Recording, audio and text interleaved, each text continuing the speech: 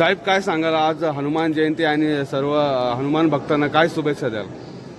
आज हनुमान जयंतीच्या सर्व भक्तांना मी शुभेच्छा देतो आणि पालकमंत्री या नात्यानं सर्वांना सुखी समृद्धी हीच मी हनुमान चरणी प्रार्थना करतो। आपण लोकसभेचे उमेदवार आहात, काय साकडं घातलंय मारुती रायाला?